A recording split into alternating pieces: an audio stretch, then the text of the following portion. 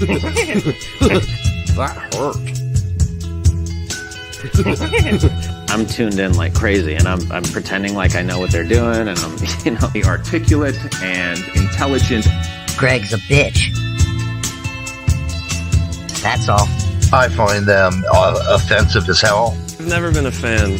Yeah, fuck that. Ooh, terrible! Bad, not bad. Oh, pretty good. Okay, decent, fair, great. I loved it. This sucks. Yeah, you really gotta wonder how the stuff gets made. Welcome to the Straight Red Card. This is the, of course, favorite show of everybody at US Soccer. We found out that we were everybody's favorite show. That's what Pete and Tack came back and said, hey, man, everybody loves your show at US Soccer. You guys are the most popular. Raves. No, rants, just raves. Yeah, exactly. So welcome to the show where not only are you welcome, but so is your stepsister. We got no problem with that. But a few things to get out of the way. I think the first one being I saw Thomas Rongen on the, CBS, whatever that thing is, with Kate Abdo and Dempsey and Davies. Kicking it? Yeah, that's it. Kicking it without Drew. Kicking it without Drew. And I thought to myself, you know what? I never really saw that side of Rongen, and I don't hate him anymore. Like, he was all right. It was okay. He wasn't full of shit, I guess. I'm so used to him being full of shit. It was hard for me going into the show to, kind of wipe that and just go in with an open mind. But I did. And he, I'm still not going to forgive him for the lies that he told, obvious lies, but about visiting this player, that player. But nevertheless, horrifically stupid lies that could easily proven false. Right. He's not a horrible person, I guess is what I'm saying. I am drinking a West Mala tonight, a West Mala Trappist Extra. I don't know if I've had that. I had the regular West Mala, which is, of course, as you know, one of the best beers in the world, as so rated by Beer Advocate and others, many others.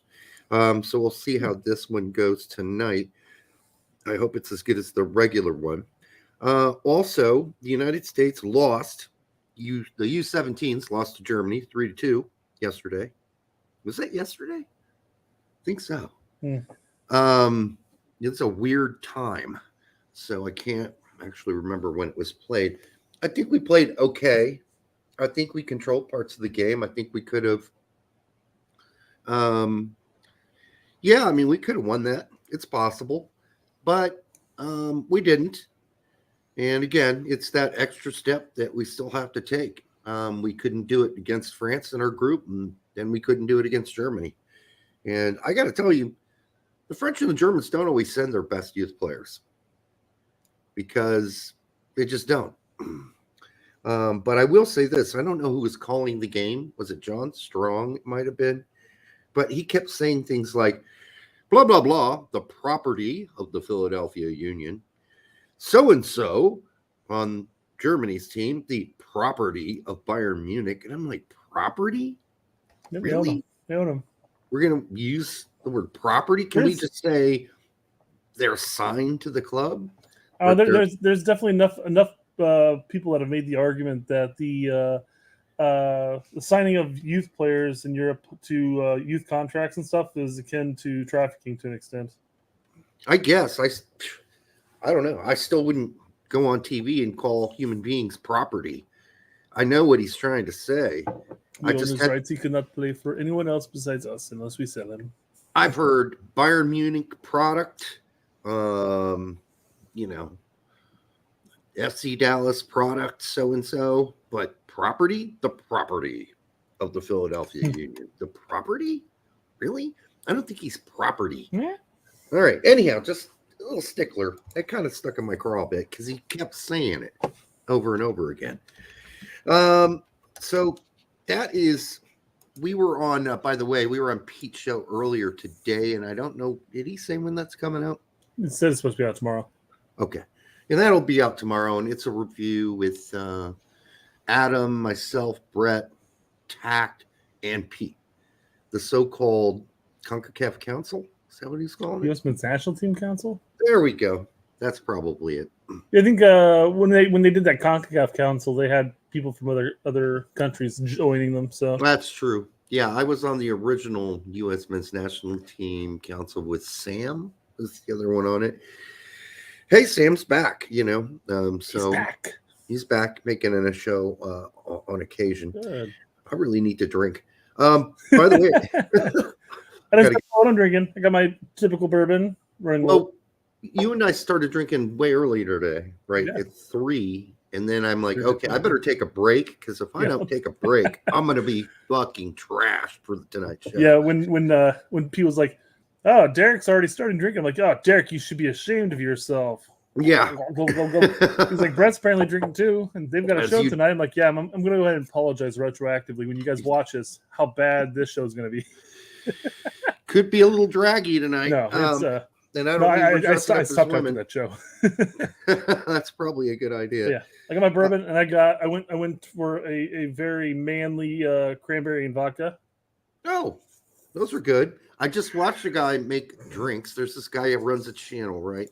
And all he does is make drinks. And he made what's called a mold fashion, not an old fashion, which we're all familiar with, but a mold fashion, which is made with blue cheese, and orange peel. Ugh, and he hated it. Gross, disgusting. Maybe he made it wrong. I don't know. Anything you can drink with blue cheese in it sounds a little odd. Sure, Unless, martini. Martini, yeah. My wife, I don't eat olives, but she always had, when she does a martini, she always has blue cheese stuffed olives. Yeah, so those are pretty positive. So I guess that would work with that. I don't know why it didn't work with this. Maybe it's a whole citrus and blue cheese combo. I don't know. Yeah, that doesn't sound right. Anyhow, the turn in the background says, "Welcome to the straight red card." Well, I don't know what to make of that. That's just made my life harder in press conferences. And now he's porking my wife. Well, at least just absolve GGG of all blame. Yeah, it kind of feels that way, doesn't it? That Berhalter gets to kind of absolve himself. Although, in his post-match, he's like, okay, can we all stop picking on Sergino? Okay, let's not dogpile him, okay? He didn't say it like that, but that's kind of what he said. That's basically what he said.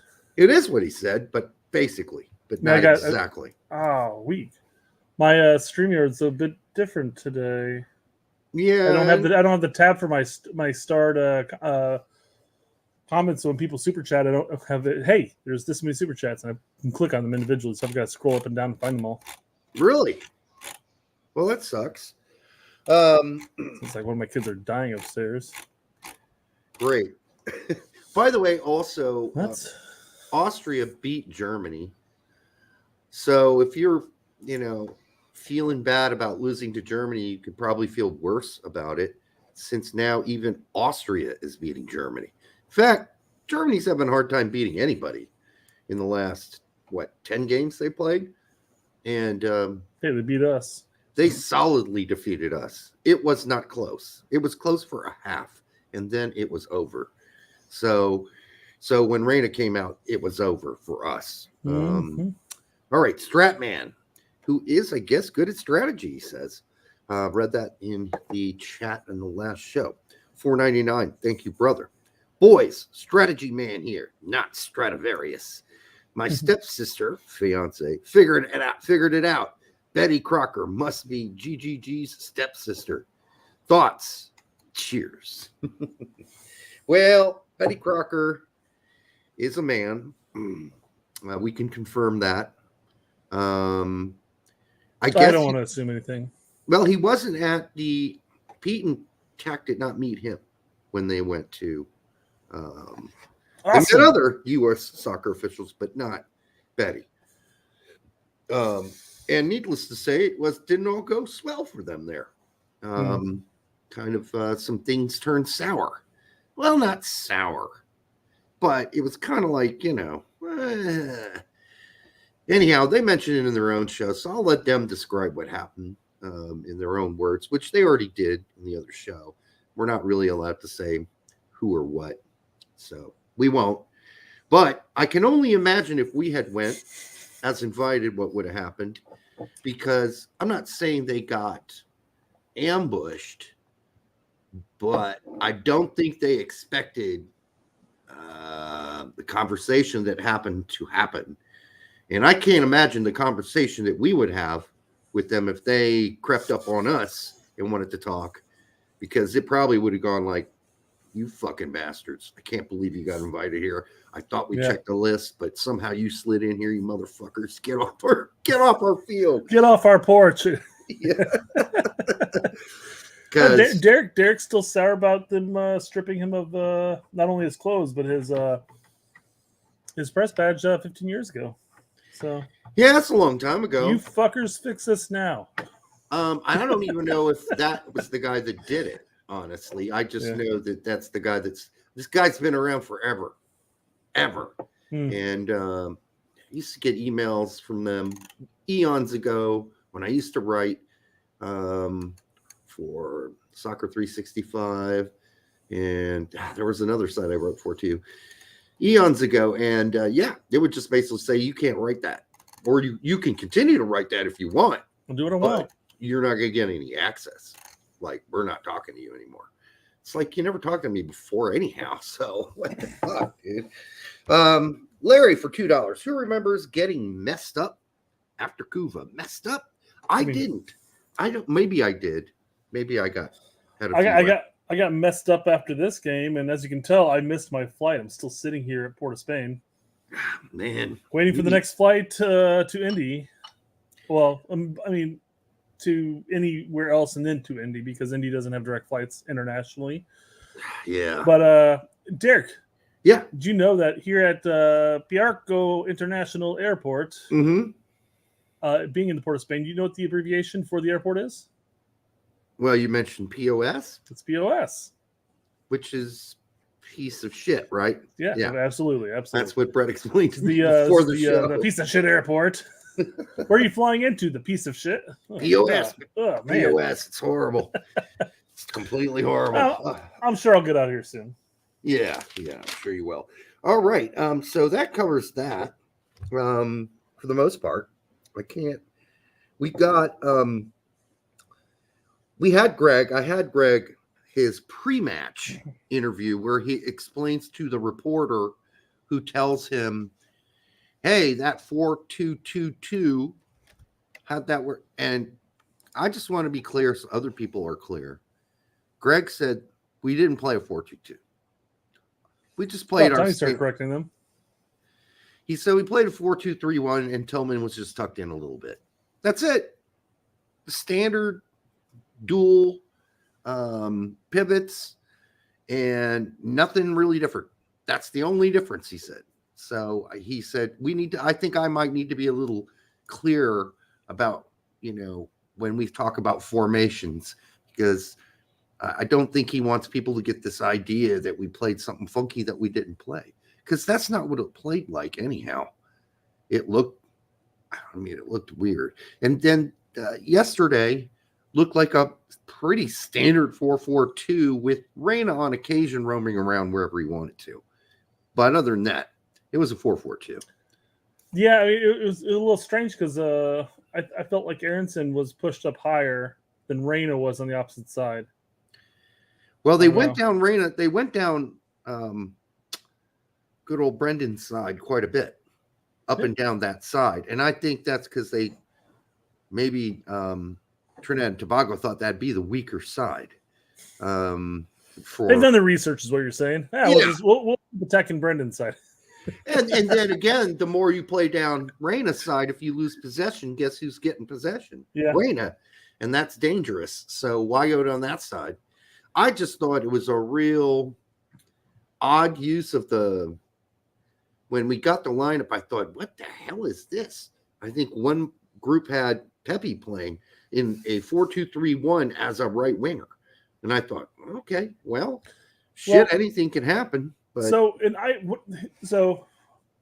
I don't know how what they anticipated this was going to look like, but it borderline looked like one of Gregg's 4-3-3. And before we jump into that, what it looked like is you had Pepe more on the right at times, and you had Ballo in the center, and then at times Pepe was more central, and Ballo had pushed out wide right, and it just seems like they were had a little more fluidity between their two positions, but they weren't playing as out and out striker. I mean, they were playing as out and out strikers, but there was always one that seemed to be more pushed over towards the right hand side, and Reyna sitting back further. I don't know. It's almost like he's like, yeah, I'm going to give people what they want. I'm going to go with that 2-striker formation, but we're still going to kind of force this 4-3-3 talk in here. I mean, that's what it seemed like to me. I mean, it really did look like a 4-4-2 until the subs came, right? Until Dest did his Dest thing. That's what I would say. That's what it looked like to me. Do you think Aaronson has over 3 inches of hair, right? Of hair. Easily hair. No, because we can see his hair. So it must be something we can't see that Larry is asking us to measure. It's kind of goes back. I mean, I'm sure if he just holds it straight up, it's at least 3 inches. That's why it's not about his hair, Brett. In some of those tackles, thank goodness he's probably not bigger than 3 inches. Well, he did. Didn't he get kicked in the tallywhacker? Dude, he got game. He got run over that field. And mind you, we always we always bag on on Aaronson for his soft play of the last year and a half. Yep. From Leeds until now. Right. And we're like, Aaronson, you need to grow a set. You need to bulk up a little bit. Stop getting thrown off the ball so much. Right. But I would say a good 60-70% of those hits that BA took and fell from were legit tackles. Like some of them were fouls. But I mean, it's not like he was just like, oh, I fell over. It wasn't just a little nudge. He got manhandled. Yeah, he did. He's easy to manhandle. However, he did go into some tackles that were tight. And yeah, you might as well get this over with. Let's talk about Aaronson now. Let's get it out. Yeah, I mean, let's just get it over with. Listen, I know everybody's been like kicking the living shit out of Aaronson, and I get it. He had some bad moments during the game, and no, he can't finish. He absolutely couldn't finish to save his life. Yeah. He is, like we've talked about before, that high school friend of yours who was not a bad-looking kid, but he never got the ladies because whenever he got near the box, he froze. He didn't know what to do next. He got nervous. He got itchy. And in this case, that's what you got with Aaronson. This guy gets near the box, and he cannot finish.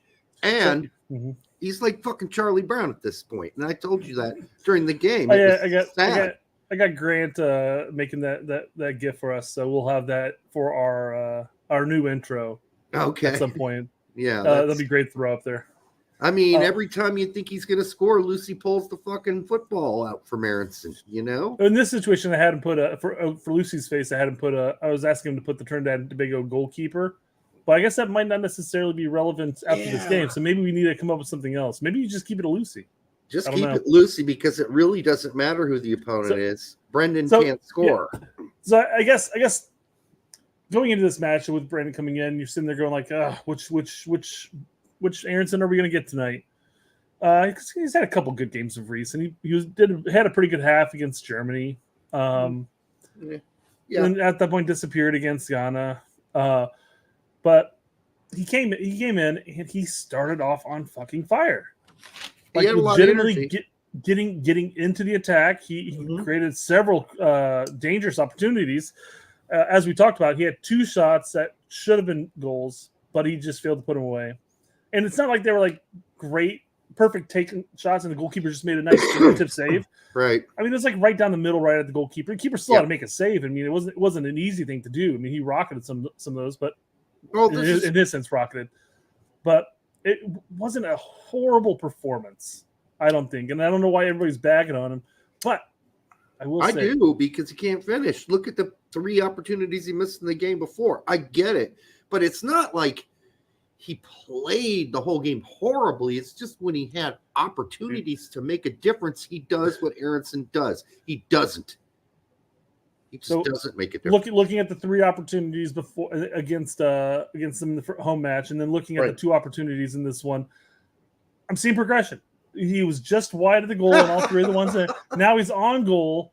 In next Nations League final game, he'll start bagging goals because he's this close. If he could just learn to play it to a corner, do something. He's this close to being like a pretty solid goal scoring option for us if he could fucking finish. I give him credit for finding the space in which he gets the opportunity to shoot or put the ball on goal. What I can't give him any credit for at this point, and he has the same time problem with this club at Union Berlin, it's been all year, all season, he's missed sitters for Union Berlin. Sure. Listen, I think you still got to have him. You got to have him on the team because I don't know who else you're gonna. Depth wise, there's just not a ton of other players with that player profile who can do what he can do, which is what Gregg wants him to do, which is press, get up in people's grill and run all over the fucking pitch, right? Nate says, Brett, stop. He should not be called up for like another 6 months. Okay. Bet. Well, I'm fine with that. I don't. Again, you give me another person who can fill his boots, and maybe his brother, but his brother's not playing for Eintracht Frankfurt.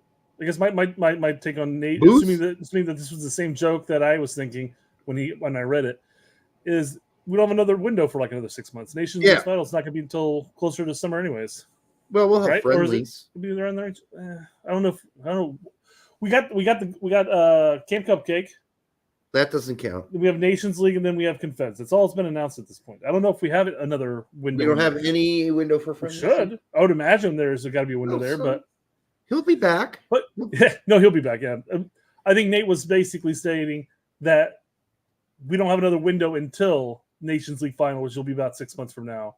Sure. So that's what he was saying basically. I guess the last thing I want to talk about BA in this situation is on his first opportunity. I want to get your grasp on what your opinion was on this, because he made the nice move and he took the shot. It got saved. However, 6 to 10 yards to the right and wide open was a Pepe. And I'm pretty sure he was expecting the ball to come to him.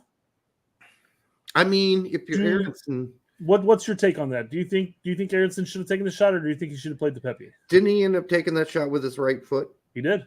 He spun around, ripped the shot right down the middle at the goalkeeper. All right, so the other option was to pass to Pepe using your left. No, because he spun towards Pepe, towards the center, and it would have been a right-footed pass. Oh, I know this is the pirouette shot. Yeah. Okay. I don't think he ever saw him. Well, I'm not saying that. I'm saying if let's assume he did see him. Yeah, your natural instinct from that point is to shoot that fucker. You're inside the box, so, That's what I said. I mentioned this on Twitter during the game. I'm like, dude, my first instinct as a striker is to shoot the ball. Well, I'm just saying my first instinct. I can't fault him because that's what I would have done too. I would have scored, but right. Yeah, I would have hoped both of us would have. But I mean, I would have spun first. My instinct is I'm in the box. I'm getting around my defender. I'm ripping that shot. Yeah. The smart play would have been to pass to Pepe, especially if you're taking into consideration Brendan's proclivity of not scoring goals. Yeah, no, he would have missed the assist as well. I'm just telling you, he would have missed Pepe anyhow, or it would have been tipped and would roll out of bounds or something. But Charlie Brown ain't getting any love right now, and so whatever happens, he's jinxed. He's right now. He's just jinxed. That's what I'm saying. Like he's there. He's getting the opportunities. They're not. I mean, they're misses, and it's terrible that he's missing them. But it's not like he's like skyrocketing like 40 yards over the goal. The wide of the post, the right of the goalkeeper.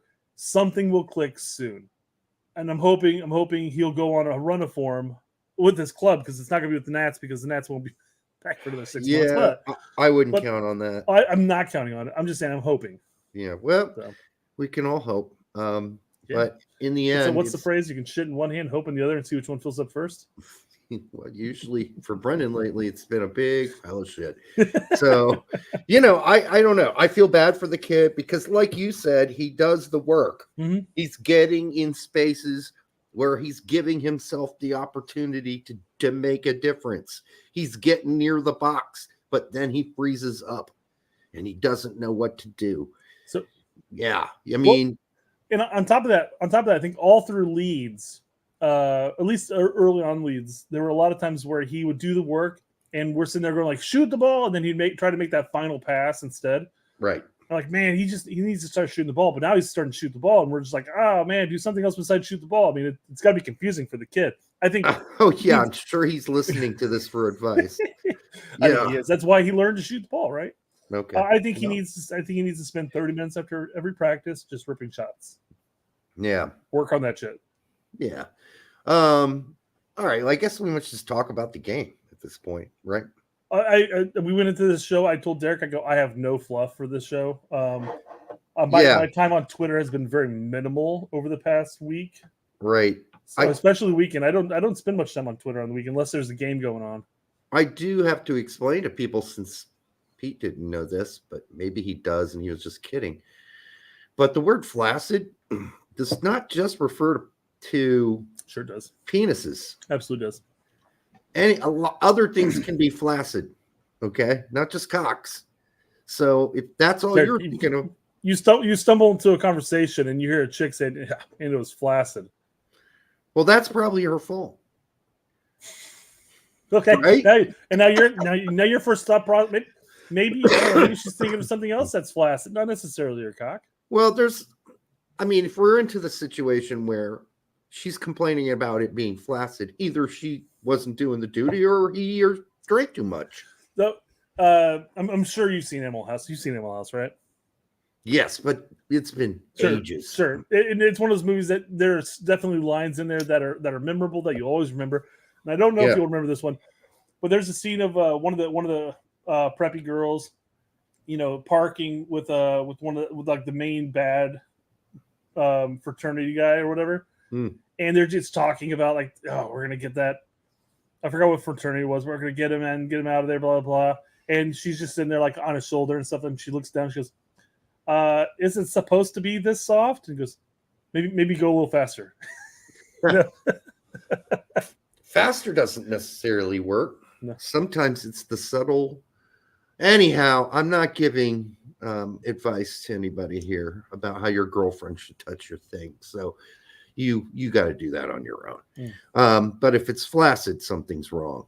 Belgian beer, no good for being flaccid. No good for being flaccid. Belgian beer isn't flaccid. It's quite. Oh, see, I read that initially and just said drinking a lot of Belgian beer makes one flaccid. Is the way I'm reading. Oh yeah, it can. I mean, a 10. I believe and mind you, it's not necessarily Belgian beer, but I believe the term is whiskey dick. Whiskey dick. Well, I mean, any alcohol can do it if you have too much. Unless you're young. When you're young, nothing. You're stops full that of fun, right? Yeah. You're full of something because it doesn't matter how much you drink. I mean, that fucker is getting hard. All right. Anyhow, I mean, it's true. It's a natural state of it, right? Dude, we all sat in high school with a Woody saying, I'll take the F. You ever watch Porky's? Yes. Yes, Okay. I have. I'm just checking, man. Both of them. Ooh. Oh, yes. Porky's 1 and 2. I feel bad for you there. I mean, there's nudity in both. And when you're in high school or in middle school, that's all that matters. That was in your parents' VHS collection. Yeah. Boobs. And I don't know. whatever. They pop open the shower, whatever when they're in the showers and stuff and everything. Oh, the opening scene, almost yeah. practically the opening scene in the gym where Kim, what's her face, who later went on to be on that show with the women who live in the city, the HBO series and all that shit. What's that? What is that series called with Kim? What's her face and that horse face chick? And they Sex in the City. Okay, so that Kim chick is really young in I think Porky's, I can't remember which one it was because all I can remember is the nudity and sex scene in it. Is she really in that? Yeah. Yeah. It didn't make sense. Yeah, she gets, dry humped. I'm hoping that they didn't have real sex to film that. Oh, man, that time period, I mean, probably. I know Bo Derek had real sex in her movies, Bolero. That was filmed by her husband, who was all for it. Kind of he liked to watch, I guess. Kim Cattrall. Yes, that's it. Thank you. Thank God we got people who know what the fuck's going on. Because I certainly, my memory. That's the wonderful thing about the chat is that there's always going to be somebody. Yeah. Anyhow, if you haven't seen Porky's, just go see it for that scene. She's pretty hot. It's strange being a 40-year-old and above adult now talking about a movie that was, I guess, during our prime, but happens to be about high school kids. High school kids, and mind you, I know the actors in the movie are not high school kids, but no, they're not. It's extremely behind it. Extremely politically incorrect movie too. So just be prepared for that if you're a tender vittles. But if you watch this show, we know you're not already, so don't worry about it. All right, where were we? They got going back to Porky's real quick. There's a scene in the basketball scene where Pee Wee goes up for a layup and like rips it right into the bottom of the rim. Was that Porky's? Was that Hoosiers? Like, am I mixing two basketball movies together? I don't know. I don't remember movies. I'm not saying Porky's was basketball, by the way. All I remember from Porky's is the nudity scenes. That's it. At this point, mostly because I burned out and wore out the VHS parts on those. All right. Let's go to the Lexi Lawless quote about expectations. Let's do that because. Go right into I've got an Edgar Moreno's comment or tweet about all of the wins and losses on the away that Berhalter has done. So it kind of works nicely into that. Yeah. Well, I mean, Lawless sounds to me like he's ready to drop his expectations. And this comes at the heels of him also saying recently that, hey, maybe hiring Gregg wasn't the right decision. No, fuck, you dumb shit. You should have stuck to your guns when you said, Lawless, that hiring managers back to back for another cycle is a stupid idea because you need a new voice in the locker room. You were right when you said that. You do not change just because you think Gregg's getting fucked because of the Reynas. That doesn't change the fact that you were correct in your first assessment. 90% of coaches should not be rehired after 4 years. You need a new voice in the locker room. He was right. He was right at first. Yeah, 100% agree. And he'd be in my club, the One Cycle Club. Right.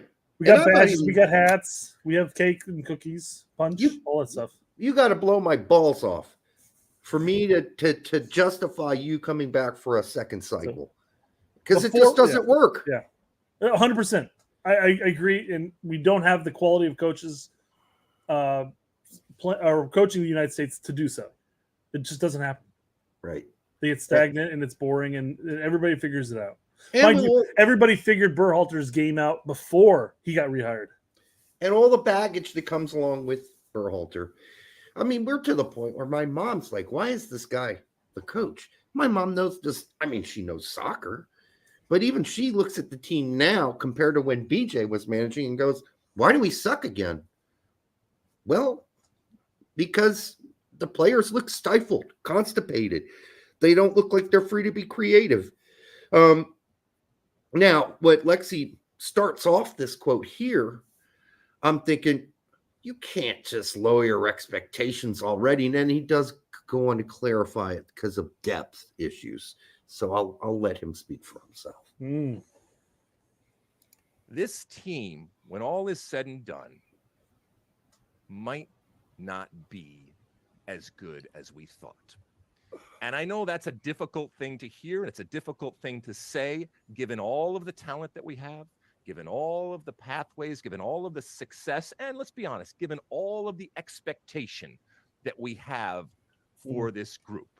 Okay, but see, when you hear that part, you're like, okay, hold on. The bulk of our starting lineup is that good. So you're going to tell me we're not that good, are really maybe not that good. No, they are really that good. Now, once he explains it's about the depth thing, okay. But at the beginning here, I'm like, what are you doing, dude? It's the same dudes. But I mean, even looking at, of course, we've said our say as far as the home game against Trinidad and Tobago and how it took the team and it took Berhalter, whatever it was, like 80 minutes, 70 minutes, actually 70 minutes before they realized how to break a low block that Trinidad was playing with the 9 players counting goalkeeper in the box and then 1 sitting at 35 yards out. It took them a while to figure out how to break that down. Once they did, finally we scored some goals. Great, whatever, that happens.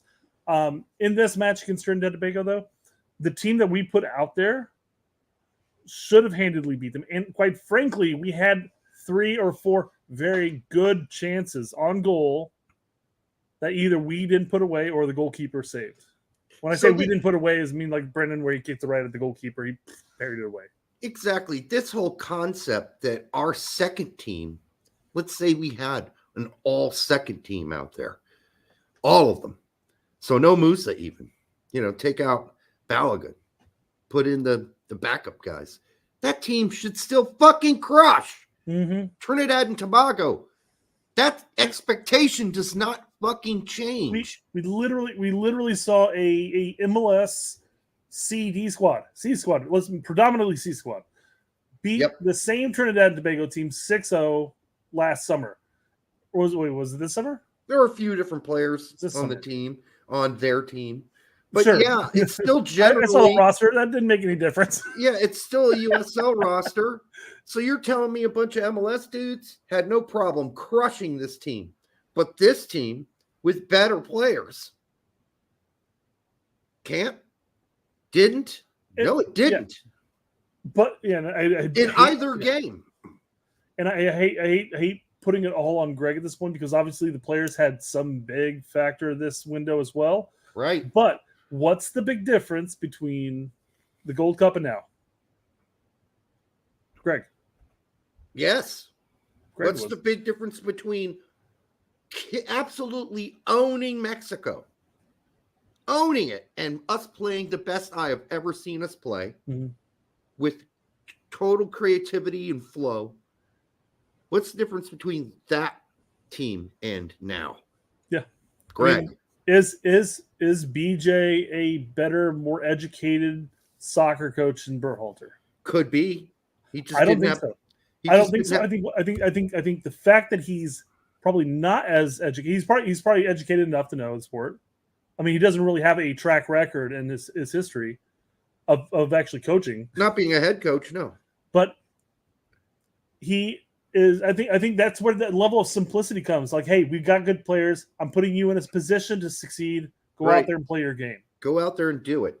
And that's all. Whereas you have somebody who's probably read a book or two, got his coaching license from FIFA and etc. And he's like, you know what? I like this setup because this coach over here does it really good at the club level. We're going to start forcing it upon our team here at the national team level. I mean, he thinks he's Pep Guardiola. Yeah. I mean, and that's the problem here. He's overthinking everything. It's like that's actually what kept Gregg from putting in the right subs at the right time and doing it in a timely fashion. And often his problem is that he overthinks, and overthinking leads to stagnation and freezing in place. Like, oh shit, let me think about this some more. Let me think. Hey, Gregg, the game's going to be over. You got to make a decision about when you're bringing the subs in soon. Yeah. Don't freeze. And he freezes especially when things go south, man. And that's what happened. Well, we talked about it on Pete's show in that sense, but he went 20 minutes into the second half. And again, we'll go into more depth in this later, but we went 20 minutes in the second half before he finally brought Tillman in and tried to make a change. I mean, he made the Scally for Gio change before the halftime, which I think was still stupid.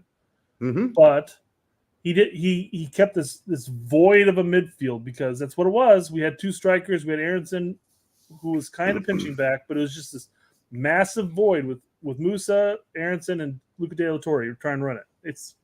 It was glaringly obvious, especially after that second goal. You need to change. Something in that midfield needs to change. You need to regain control. Right. Run a 4-4-1. Yeah. Got to pull one of the strikers. But to go off of what you were saying that Lawless is going to bring up and explain his reasoning here as far as it's a depth issue. To your point earlier, our depth is not the problem. We should still anybody on that team right there, starting Maloney or bringing Maloney in. You joked. I don't know if you joked or not, if you heard something or whatever, but you talked about an entire wholesale change before the game. Yeah. Like you're like, hey, this is what I'm hearing. This could be a thing that's happening, and maybe it was talked about. I don't know, but it was a wholesale change. Like everybody who was on the bench in that first match is starting this match. That team should have still handled them easily. So it's not a depth question as far as why we are struggling against Trinidad and Tobago in Trinidad and Tobago. Right, and your expectations should be the same, regardless if it's first team or second team. Yeah. We win, and we win handily and easily. Mm-hmm. In both games. We don't struggle to the 80th minute to score the first goal in the first game. That shouldn't happen. Something's wrong. And don't tell me it's just a low block, man. It's a low block. It's not just that. We were slow in transition, slow to get when Trinidad did have the ball and they dribbled it up to the midfield and they lost it. We were supposed to hit them right away. Did we hit them? No, we lollygagged with the ball during the actual live stream, because that was a game that we actually live streamed live, guys. Since Pete and Tact were gone, go back and watch it. It was a lot of fun. There was a time where I thought Derek was actually a few seconds ahead of me because he was literally predicting what was going to happen next. Like, McKinney's going to pass to the Moose, and Moose is going to pass to Dest. Dest is going to cross it. It's going to get deflected. Okay, now this person's going to pick it up. I'm like, dude, are you ahead of me? He's like, no, I'm just predicting what's going to happen. It was that easy to predict. It is. We played right into Trinidad and Tobago's hands. If they're playing a low block, stop getting it wide. Stop trying to lace the cross across. It's not going to happen, guys. It's not. This is the exact same reason why we beat Spain in Confederations Cup a decade and some change ago. Well, certainly not going to happen if you've got one guy in the box, Balogun, because that ain't his thing. All right, getting on the end of crosses. Anyhow, it's just not. We had one close one where he almost did, where Jedi almost got him there, but it really wasn't until the three center backs from Trinidad and Tobago had to cover two center forwards that, it got a little itchy for them in there. Yeah. And they couldn't triple team Balogun anymore. So, and that's when Pepe scored. But it shouldn't take 80 minutes. It shouldn't take 80 minutes. No. And since when Gregg came back, you and I were both like, okay, well, this is where we're at. Let's give him another chance. And he started making some roster calls and rosters have been fine. Yeah, rosters and lineups were okay. Every match we're sitting there like, all right, I like this. This is great to see. Let's see what happens. Right. And there's always something that's good, some things that are bad, but it's the glaring the elephant in the room is that we had about 6 months there, roughly speaking, 6 or 7 months, where we had an assistant coach who has had a horribly struggle-filled coaching career. And Hudson, come up and coach, and we're saying like, oh, this is the worst. I mean, look at his track record. He comes in, changes it, and not drastically. I mean, small little changes here and there, and you give him a little freedom, let him go at it. And we looked great. He managed with humility too. Yeah. He realized he wasn't going to get the national team gig, is my guess. And he's like, you know what? I'm getting offered millions of bucks to go to Saudi Arabia and coach there. So I'm going to go there. I don't know how well he's doing there. Hope he's doing great. And then we had BJ come in, and everybody dubbed him as the PE coach. He's just like, oh, he's a high school soccer coach, coaching at the national team level. And we looked even better. I know. We looked even better. And then Berhalter comes back, and then all of a sudden it wasn't immediate. It wasn't immediate because we had moments and part of the games against Uzbekistan. And mind you, that was another one of those Trinidad and Tobago's where it took all the way up to the final fucking minutes to score a fucking goal. Yeah. Or at least the second and third one, at least. But it started. It wasn't immediate. It's slowly but surely, to use your phrase here, they started looking more and more constipated. I thought it seemed pretty immediate to me. I mean, it felt more immediate than that. I was I willing to give him the chance. I mean, to ignore some of the bad play. Yeah. Well, I mean, and here's the other thing.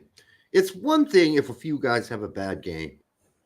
But now we've seen multiple games where it just seems like everybody's having a shitty game. How is that? I think Jedi has had a great window. Except for Jedi. Jedi had a great Trinidad and Tobago window. An assist and 2 goals. That's a great window for him, man. Yeah, no, it is. It's good. But let's face it, the majority of the team did not play up to level.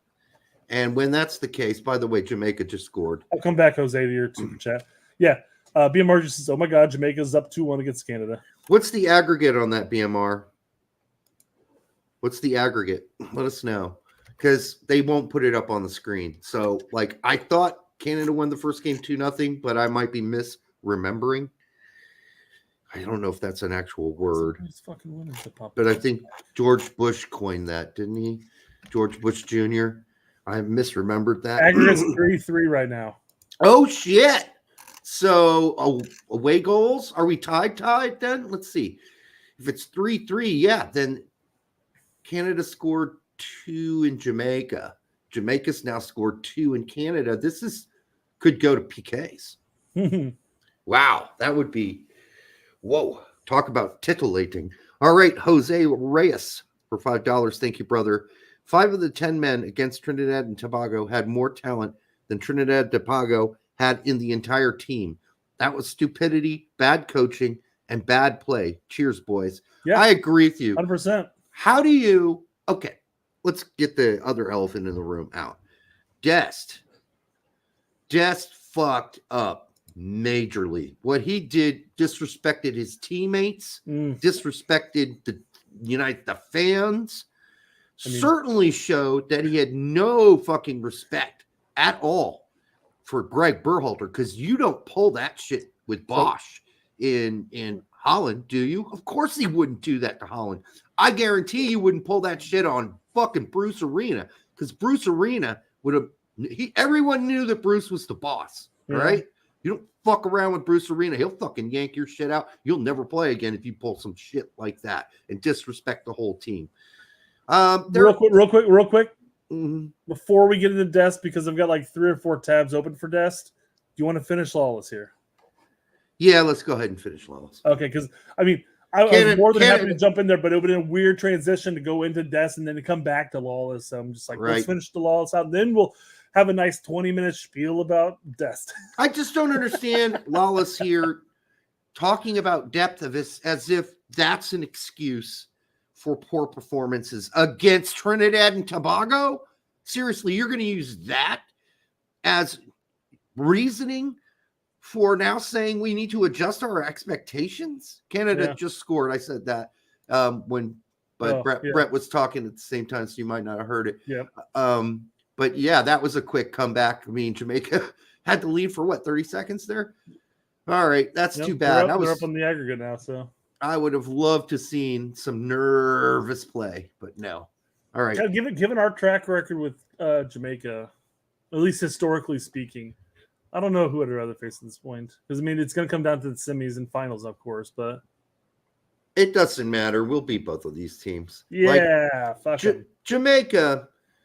They have a bobsled team. Great fucking players on that team, but they never live up to billing these days. Yeah. In Canada, outside of 5 guys, are awful. I'm sorry. They're not a good team. You got, of course, the obvious Davies. You got Kyle Larin. Jonathan David's having a horrible fucking season this season for club, but maybe he's doing all right for country. You got Stacchio and old man in the back, center back dude. Yeah. Larry is not too horrible. Buchanan can have his moments for sure, but I mean, all in all, come on. Canada this is not a great team. Nope. It's and a few injuries, and they're going to be hurting. They lose Davies, they're hurting. They have, and it definitely affected. Right. Yes. Who's that? Sean. Absolutely Cool Runnings is a great movie. It still holds up over time. John Candy. It is just fun to watch. John Candy's so great in that movie. Yep. Rest in peace. Rest in peace. Yep. All right, About listen. 2 decades old, but rest in peace. Right. You've been gone for quite a while, but Still resting in peace. hope you're resting in peace still. All right, continue on. All right. Is that unfair? Or is that lowering expectations going to hurt this group going forward? No. But I will say that I think all of the talk of the depth and all of the talk of all of this talent, I think we are finding out now on multiple occasions that once we get past some of those elite players and some of this generation, either by design or by divine intervention, once we get past some of those players, or as happened in this window, those players aren't available, we become very mediocre very quickly. Oh, give me a break. So Not so mediocre we lose to TNT, or seriously? So I know that we bagged on Zendejas from his Gold Cup. Mm-hmm. But he plays in a Mexican league, which the league itself is significantly better than 99.9, if not 100%, of all of the players on that Trinidad and Tobago team.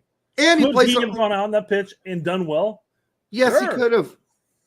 Yes. PA did fine. Paredes was okay-ish. Yeah, it was just okay, but I mean, it's not.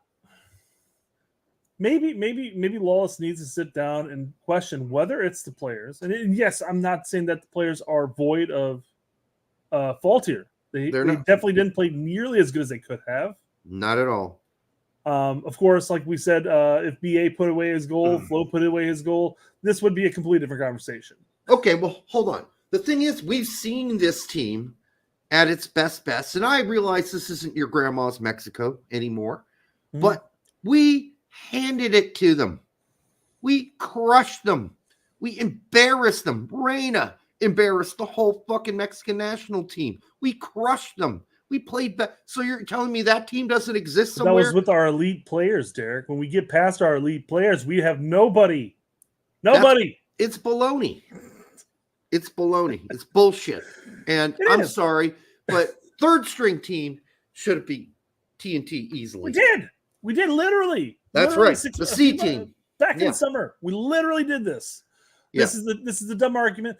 It boils down to this: the players played poorly at times. A lot of times. We maintained, like the first game, we maintained a shit ton of possession. We shot a shit ton of shots. It didn't go in until whatever it was, the 82nd minute. It's not like Trinidad really had any chance in the U.S. in Austin to capitalize on anything at all. Nothing. We go down to Trinidad Tobago. All of a sudden, they have to play on the attack because they need the goals. They need to score goals. We look pretty okay-ish, pretty good. Like we're gonna start backing some goals away, and then we get a red card, and all of a sudden we're flustered as fuck, and it's just that. Yeah. This argument that we don't have the depth to play Trinidad and Tobago, come on. A 9-man Come team on. should have easily playing a 3-3-3 should have been competitive, or whatever formation you want to sit the fuck up in. You look at the players that Trinidad are playing up top, and it's a joke. It's a joke. So, and they had a breakaway. They could have scored 2 more goals in that game. Our team is talented, but kind of soft. I would agree there's some softness there. But that's also reflected of the coach. I can guarantee you that none of Bruce Arena's team up until he fucked up in Trinidad and Tobago, ironically. Yeah. Were same scoreline too. were pussy teams. None of them were. Especially the team that did what it did in 2002. None of those were a bunch of wimpy dudes. But we don't have anybody like that on this team. We don't have a Jermaine Jones as a backbone of this team. And that is maybe the one missing piece. Well, somebody who get in your face in the locker room and say, hey, the way you're playing is dick. And if it doesn't get better, I'm going to slap your ass. We could have a player that has that type of mentality. But I mean, I'm not even bringing up Brooks here, but we could have a player that could fill in that role. But the talent drop between, say, substituting a Musa and for somebody like and I'm going to go back here, but like an Armis type, where it's just like he's a bulldog, Right. And will get in your face, even if like you're his Tab cousin, Ramos. We don't have a player like that in our pool without dropping in quality depth. The only bulldog we have is Adams and Maloney, if he ever gets to play, because Maloney's a fucking bulldog for his team in the Bundesliga. I can care. Heidenheim. I was kind of surprised that it took 91 minutes to get him into the pitch. Yeah, I mean, wouldn't that be the obvious thing? Because let's say Berhalter wants to kind of go to a 3-back at some point, and like right now would be the time, instead of sitting back with 4 and then putting in more players to sit back further. You bring in Maloney, who can play further up in the pitch, but also is a center back by nature. Right. The only thing with Maloney, even though he's a bulldog for his team, where he is telling people what to do and getting up people's asses, he doesn't have that history here with us yet to be able to do that for this team. Only Adams does it so far that I can tell. It's the only player that gets up players' asses and say, hey, pull your shit together. Now, Reem might be able to do it from the back, but I mean, I don't see it. I don't see it often enough. I don't see Reem yelling at players. The one guy that used to yell at guys was Brooks. Brooks be all up your ass, even if it was his fault. I mean, that's not a good trait necessarily, but, he would hold players accountable in the locker room. Yeah, get that shit going. Absolutely. But he obviously also wouldn't take any shit from Gregg. And he questioned Gregg in front of the whole team. Disagree with him. You can't do that to Gregg. I remember when Jermaine Jones went up to Jurgen Klinsmann. We were playing Mexico, and we started it with a back 3 and playing Chandler and whoever as the wing backs. And we were getting our ass handed to us. Jermaine Jones, during a break, when there's a player down, injury or whatever, runs over to the sideline and goes, Jurgen, this is fucking not working, dude. We got to change formation right now. Right now. This is broken. Whatever we got going on right now is broken. Right up to his fucking face. And Klinsmann just took it. And so does that really fuck up the aggregate now for Canada? Now that Jamaica scored another one? Oh shit. They did just score, and holy shit, I missed it. I see them celebrating. Does that change? That changes the aggregate quite a bit. It does. It's Jamaica now in favor. USA expat. I'm going to come back to your comment in just a second, but I saw this and I wanted to bring it up in time. So wow, that's crazy. So even if Canada is now down 2 in the aggregate, correct? So now they need to. I think so. Yeah, because they only scored 2 at Jamaica, and Jamaica's now scored 3 here in Canada. So it was a penalty kick. Wow. Wow. I wanted to bring this comment up here. USA expat says Maloney too slow for this Trinidad Tobago midfield. Oh, please, dude. I'm going to respectfully disagree with you on this because having watched many matches of him playing for Heidenheim, right, I was absolutely shocked after the first match. I'm like, okay, well, he's a runner. He covers a lot of ground. He breaks up a lot of plays, whatever. But that second match I watched of him really opened my eyes how quick he actually is. I'm actually kind of surprised how quick he is. If he was too slow for TNT, then he probably would be playing in the 5th division in Bundesliga, 5 Bundesliga, regional Liga. Worse than that, Oberliga. Well, he wouldn't be a pro in the Bundesliga. You don't get to be a pro center midfielder in the Bundesliga by being too slow.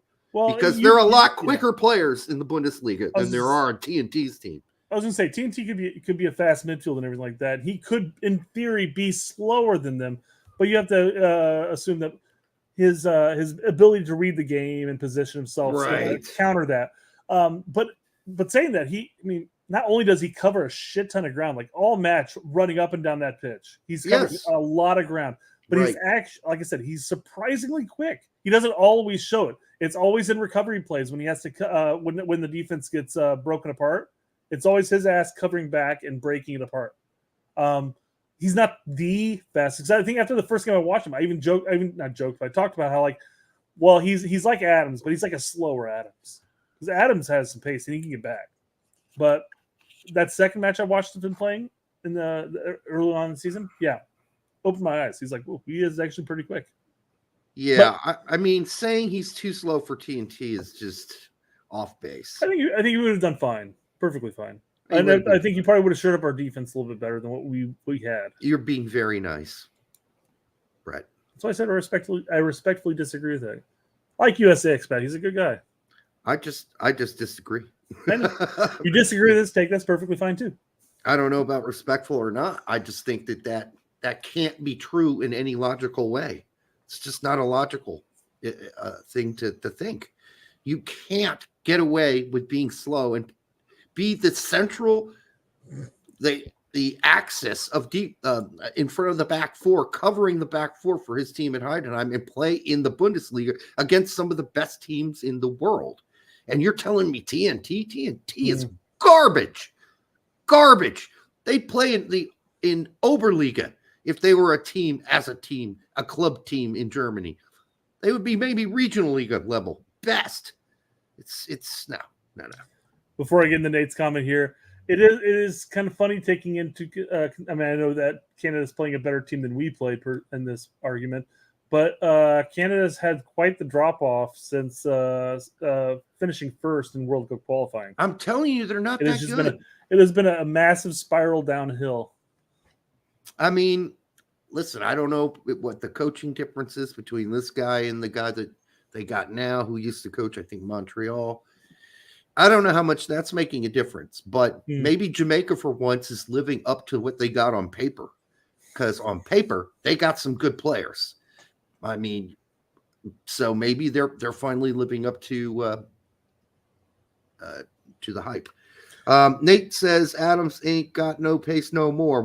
Right now he doesn't. No, because he's he doesn't have his pace, but he definitely has his endurance. Here's U.S. men's national team only posting a comment from Tyler Adams on Instagram. Oh, We're okay. expecting baby boy coming in January. Beyond grateful.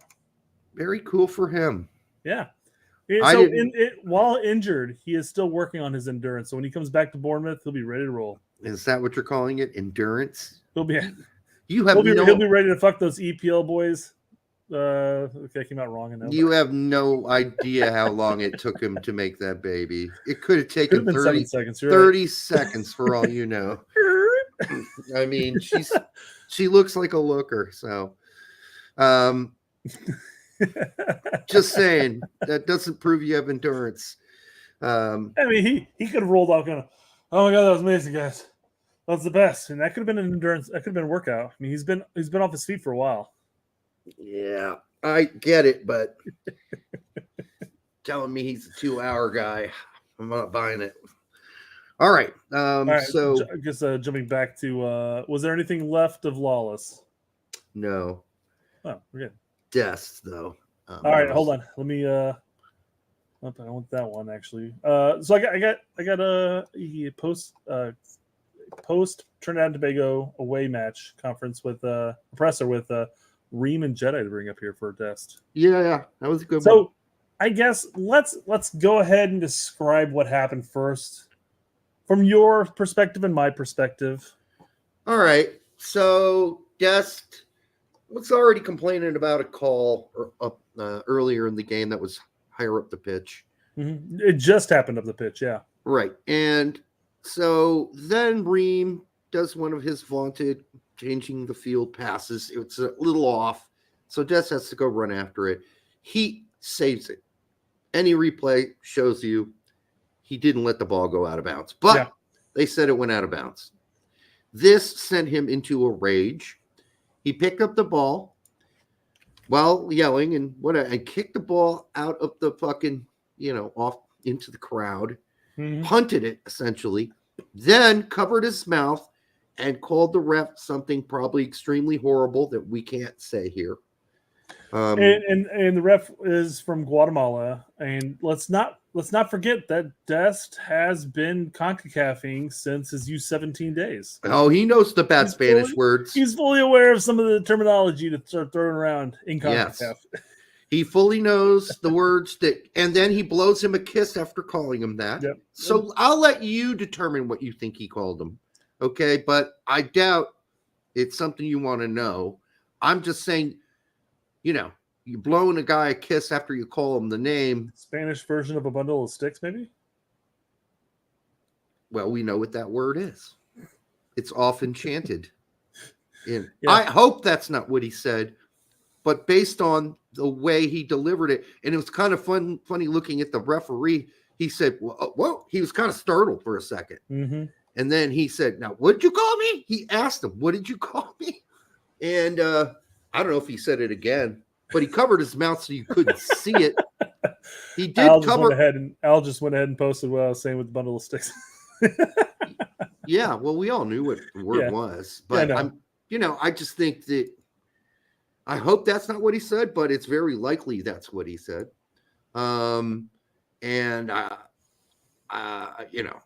It's likely, but I can't prove it, and I hope it's not what he said. But listen, that's a very offensive thing to say, I guess, in the FIFA world these days, in the CONCACAF world especially, but to say it to a ref, Derek, you literally talk about horse sex on the podcast. What can possibly be worse? Well, I mean, that's up to the individual, right? Whether or not horse sex is bad. And I personally think that as long as the horse is fucking you, that's on you. However, if you're fucking the horse, I have a problem with that because that horse isn't getting to make a decision on that activity. That what Cenk from the Young Turks or whatever said that he'd make if he was dictator of the United States, he would make bestiality legal so long as the animal is performing the act on you. I guess I don't know. I believe that's what he said. I hate to be associated with him, but at least with him on that particular opinion. But I mean, if I were the ruler of the world, that certainly wouldn't be my priority. But that just shows where our differences are. So anyhow, where the hell were we? Oh yeah, Dest. So he threw out a couple choice words, got a second yellow card in the span of 5 seconds. The dumbest thing I've ever seen in my life. Childish. I understand you get pissed, you kick the ball, and you do the kiss thing after he gives you the yellow card or whatever. But going back seconds later and just like bitching at the ref. I mean, gotta be the dumbest thing I've ever seen in my life. And with your whole team trying to hold you back, and you're not listening. Yep. And then Ream got up in his face after the red card, and then he walked around the goal, and then Turner got in his face. I appreciate both of them doing so. Going, dude, what the was that? You know, after you literally just made this 10 times harder on us. After watching Ream and Jedi in the presser, I kind of got the feeling that they weren't surprised by Dest's temper. We saw it against Mexico. We already saw how he can totally fucking lose it and do just something so stupid out of nowhere and get a red card. This isn't his first outburst. His red card against Mexico could have gone completely different if his hands were down like 3 inches and just pushed him on the chest. But he got him like right up in the throat, you know? Right. So, of course, that was going to be an instant red. 100% dumb. Obviously. And all the rumors from Barcelona about his attitude, him having attitude issues, attitude problems. Well, we always assume, well, maybe he's just not working hard enough. But could it be that he also has had outbursts like this in practice or with the coaches? Or he's in triggers, what it seems like. And I forgot who mentioned this, whether it was Peter Tact or if I was watching, I think I was watching Herc and Seb, actually. And they're talking with Keller. And they're basically saying that now he's basically, between the Mexico match and this match, basically just broadcasted all of CONCACAF, maybe worldwide, who knows. But all of CONCACAF knows how to play Dest now at this point. Just piss him off. Just piss him off. He'll pop. He'll pop. Mm-hmm. So, okay. Now that we've gotten that out of the way, unless you're going to play the thing with Dest. I'm going to play the Ream. I'm going to play the Ream and Jedi a bit here. Okay. I've got a couple of minutes here, but let's say you were Gregg. We always throw ourselves, what would Gregg do? You know, type of mentality there. What is your take with Dest? What would you do as coach and manager? Well, it would never have happened if I was. Well, let's say it happened, and you're now stuck in this situation where you've got to do something. What are you going to do? See, listen, that's why these things need to be handled up front. He should have already known that this behavior is totally fucking unacceptable from his current coach. Because I would have told you what, everybody that ever would have played for me would have known that shit's unacceptable. Not just because I don't suffer fools lightly, because I don't, but I just that'd be something that would be understood, and I don't think that's gotten across to Gregg. Look, Reina disrespected Gregg at the World Cup. Dest just disrespected Gregg here.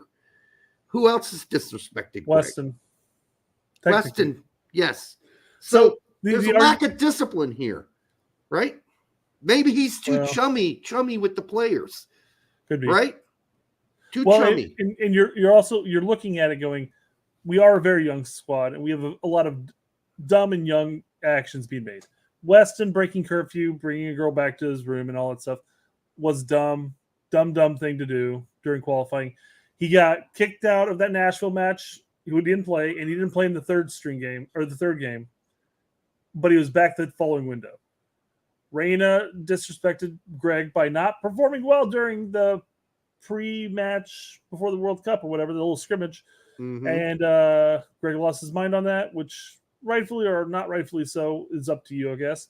But he ended up missing out on the Wales match. Now, of course, he couldn't say, well, I'm going to block you for multiple games here because Gregg still wants to get out of the group. Gregg still wants to win and move forward.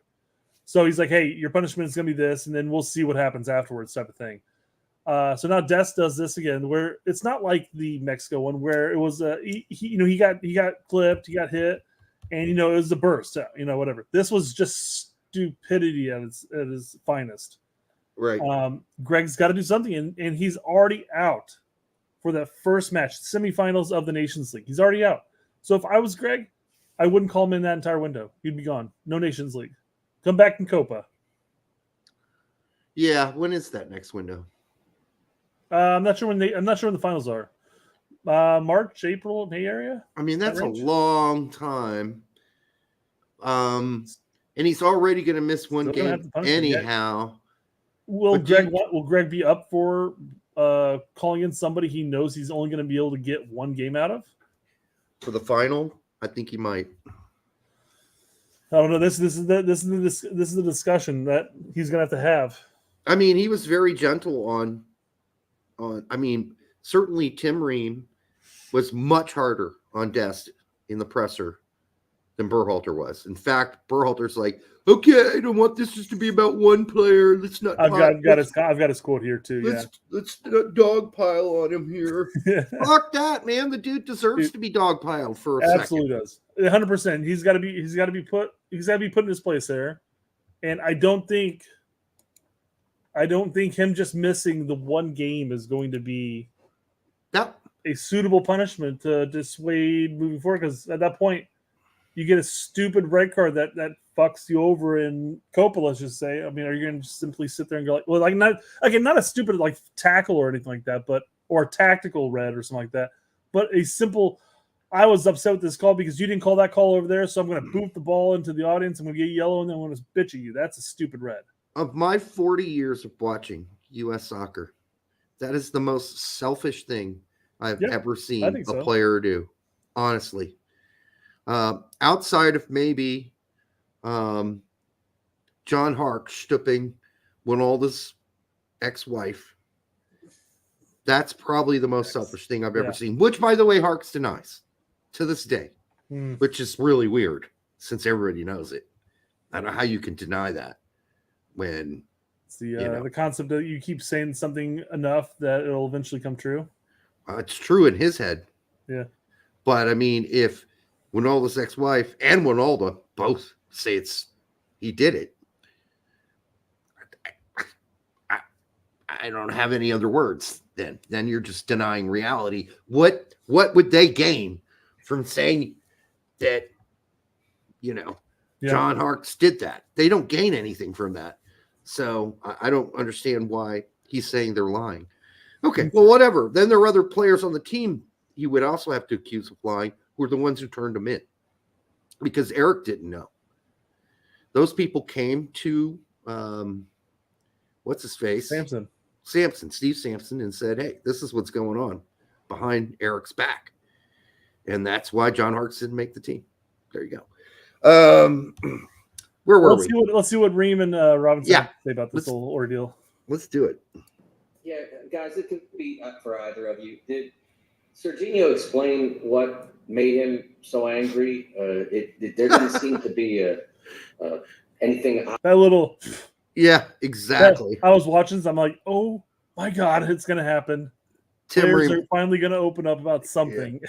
Tim is so pissed. And even at the end, I don't know if you're going to play this, when Michael Cameron was going to cut him off. He's like, "You're not going to let me answer that question." I texted that to you, like, "Oh my God, that was hysterical to watch." I love the way he's like, the way he looked. Let me answer this, Cameraman too. Like, what are you fucking doing, dude? Yeah. All right. Out of the ordinary, so far out of the ordinary as to produce what we saw. No, there was no explanation. The best guess that we have is he felt there was a foul down in the attacking half, and then maybe felt that the ball didn't go out of play on the ball that I played over to him. But I don't think either one of those really warrant the reaction that came. Yep. Yeah. He's on. I mean, he's so fucking livid. Oh, he is. He is pissed. He is.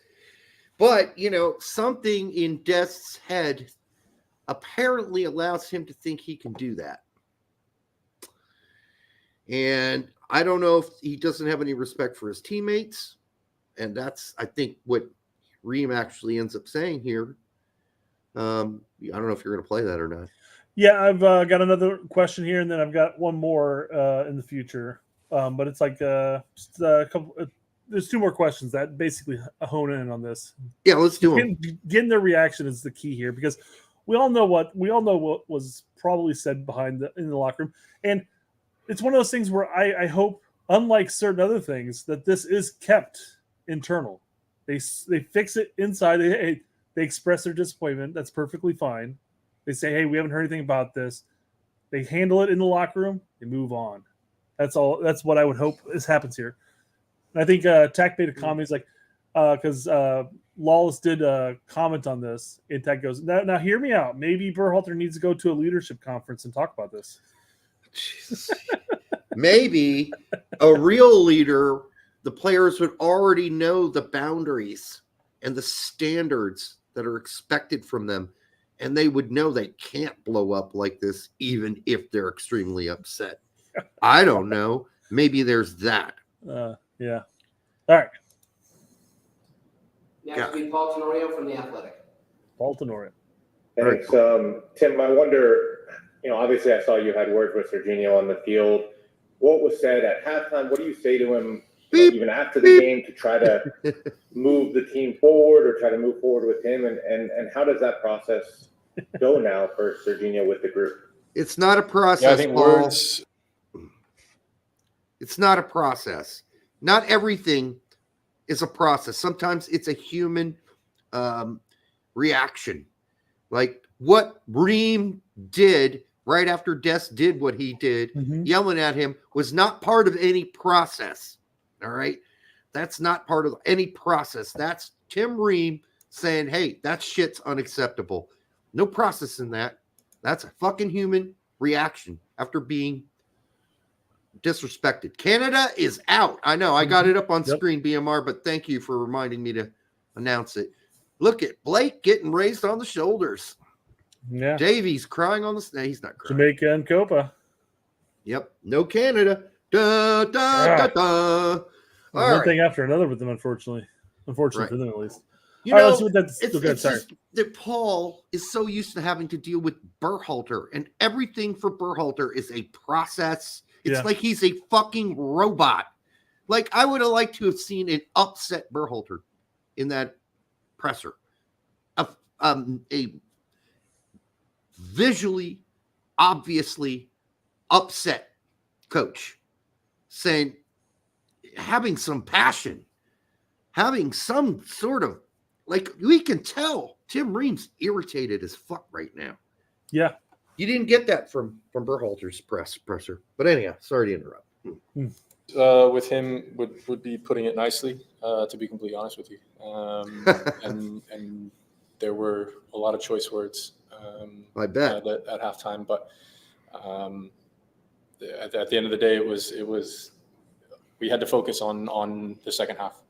So we couldn't focus on that situation at the time. So it was dig in with 45 minutes to try to get a result and make sure that we were going to obviously advance to Nations League, but ultimately qualify for Copa. So there's not too many things that I can say here publicly that we said privately.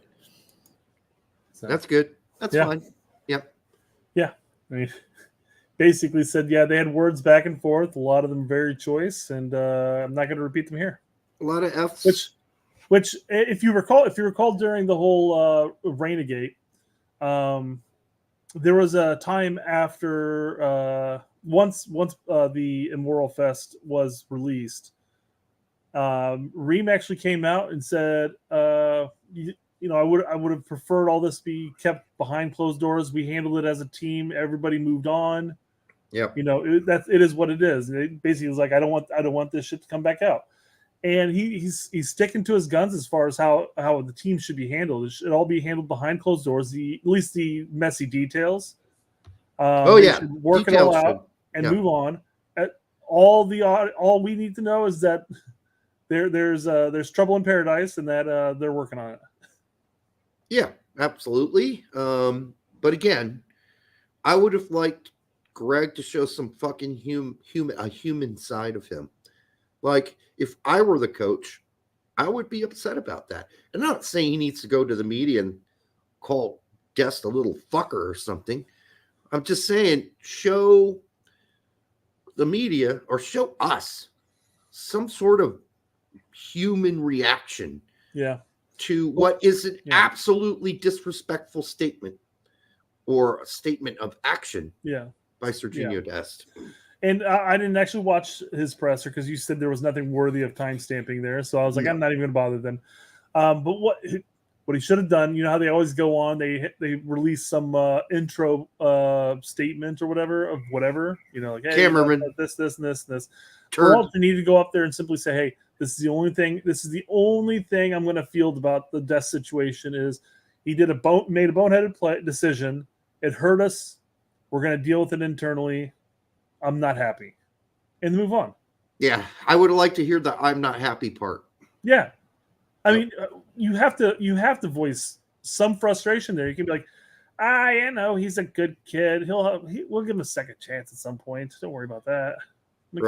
Come on. But I don't think you can necessarily go up there and say I'm not fielding any questions about it.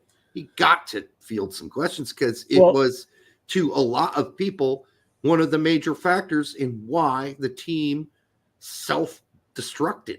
But that's why I'm saying if you start off by stating your statement, by saying it hurt the team, it took us a while to even recover from it, it was a selfish play, blah, blah, blah, et cetera, et cetera. But I mean, at that point, anything like, hey, what do you think about this? I'm like, well, I've already covered that at the beginning. Yeah. And you wouldn't have to worry about that because just like this, I mean, I'm at, because I'm going to play one more question here at the 3-minute marker. But I mean, like over half of the interview here was all about Dest. Yes. And rightfully so. I mean, they're asking questions as well as they should in this front.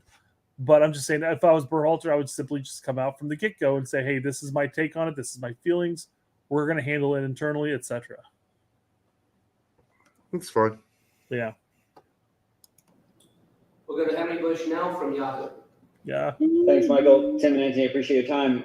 Just to follow up on Tim, something you said earlier, I totally understand that you're not going to share what was said in the locker room at halftime or before the game, but what do you guys feel in that moment when one of your teammates, clearly lets down the team and just loses his emotions, and you guys as the 10 players remaining on the field have to deal with that? What is going through your head in that moment? I mean, disappointment, but I think Mm-hmm. overall it's a complete lack of respect. There we go. For the guys that are playing, for the guys that are on the bench. Feeling of a lack of respect for the game itself, for the referees. Fans. We knew, and we talk about it every time we come down here. Every time you're in a CONCACAF game, that anything can happen. So, not to give an excuse, for anything like that to happen. So, for me, just a feeling of disrespect, to be completely honest with you, and that's something that he needs to understand, because it completely changes the game, but then it completely changes any type We of. could have just listened to this one potential comment plan here. of guys coming in and subs off the bench, throws that completely out of whack. So just disrespect overall. Well, and then Gregg went on to also say in his comments that he said sort of the same thing. It screwed up my sub patterns. It screwed up our game plan, and it made those guys on the pitch have to work even more extra hard in that weather situation. I mean, was it extra hot there? I don't remember them taking any water breaks, but I don't. It wasn't raining because that ball was up in the air and it hit the ground. That thing stopped on a fucking dime. Yeah, that field that was a dry fucking field, man. They did not water that shit properly. Well, and all the turf was coming up all over the place. Yeah. Whenever, Sometimes during the match, I was yelling at the screen, "Go replace your divots." Yeah. Seriously, it's like golf almost, the way the divots were coming up on that. But, that's not an excuse for losing. You got to play it. Now, I will say that a number of people were posting on Twitter, like, especially of our Euro dual nats and stuff like that. It's like, man, some of these players have never played on a non-pristine field, it seems like. Coming up through the academies and then playing for the professionals in Europe. You probably have all these manicured, like, guys out there with scissors, making sure the grass is all leveled nicely. Whereas here, it's literally like 3 inches tall, and it didn't rain, so the ball is just sticking. Yeah, it's a goat patch. Yeah. And that did affect Turner and we'll get to Turner later on his first goal, but where he slips right when the shot is taken. That's right, yeah. But I mean, it's not fair. I mean, he had a horrible fucking game. Not good. I was trying to find an excuse for him on the second one. They hit him in the palm. The announcer's like, "Oh, watch it knuckle here," and then it just like goes. There may have been a little tiny dip, but I mean, more or less just went straight. He undershot it, and it just flopped through his hands. It wasn't a stiff hand. Right. There's really not much to talk about on Turner. We don't have any other choices right now. So no, it's Turner or bust. Yeah. And that was a funny thing. I saw some comments on there like, "Oh my god, this is the excuse we need. Let's get the fuck rid of Turner." And everybody's like, "Who you gonna replace him with?"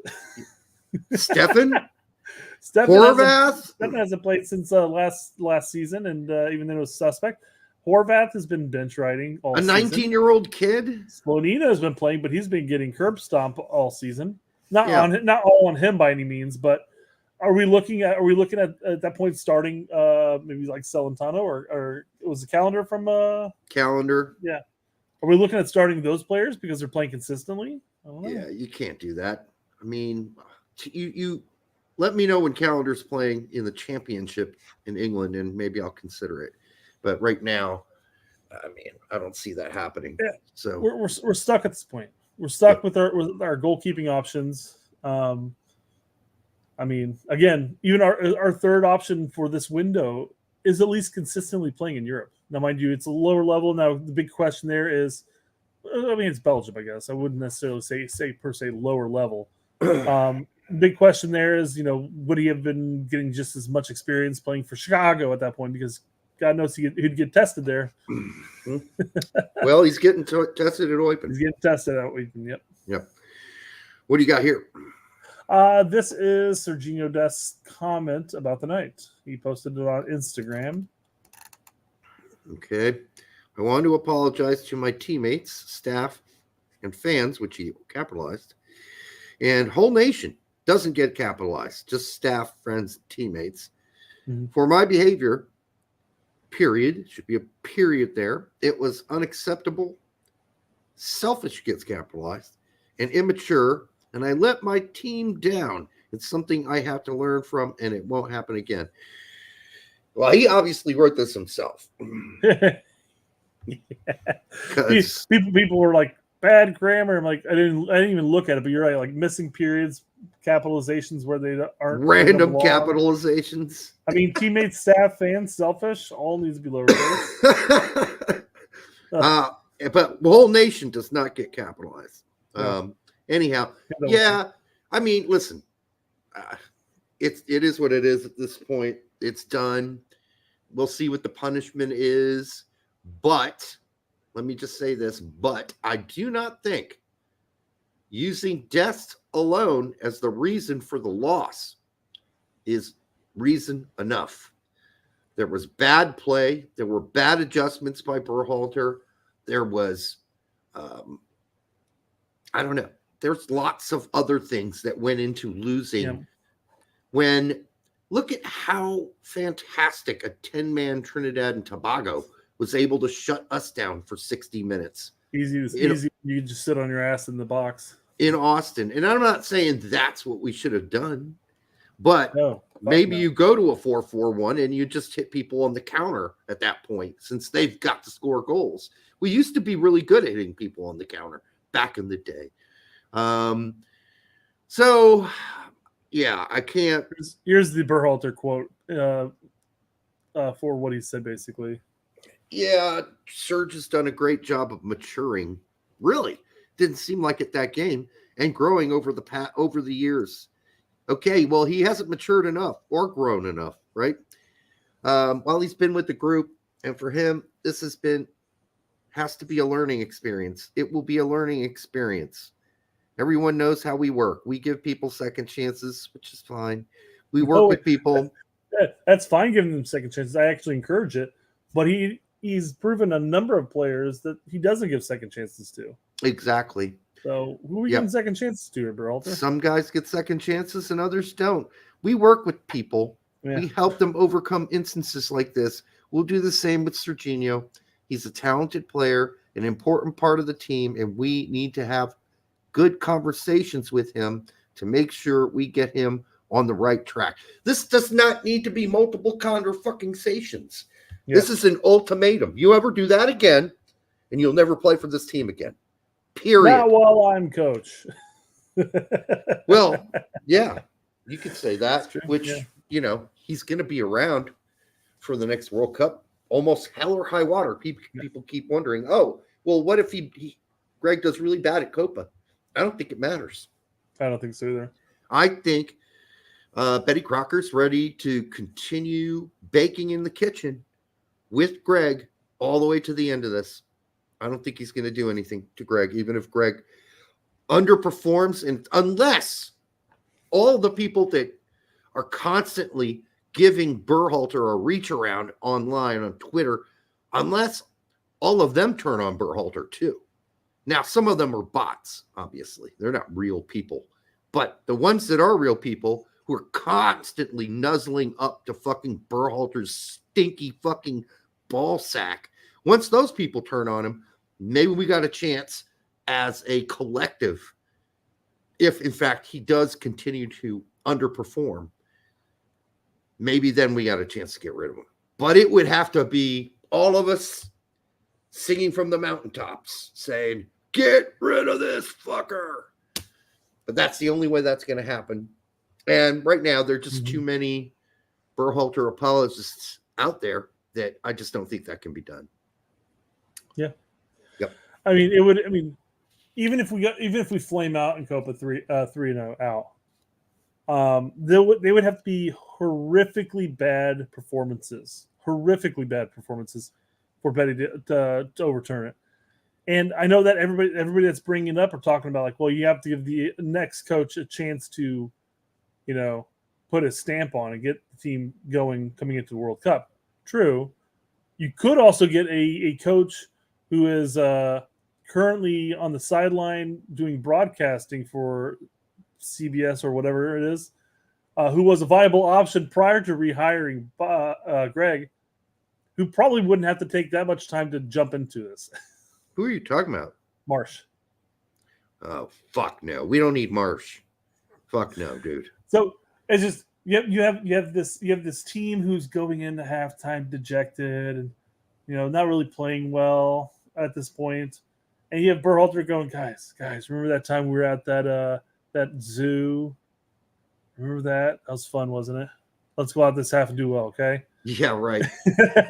Right. I'm just saying, you have players that go out there and play like shit. And we talked about this kind of on Tex or on Pete's show, that we don't have somebody that's getting in your face and really just holding people accountable. But I mean, by all means, if you go back and you watch any halftime pressers or halftime speeches by Marsh, he's always, he'll do that. He is the fucking motivational speaker of the fucking century. No, he'll curse you out. Yeah, he'll curse the whole fucking team out.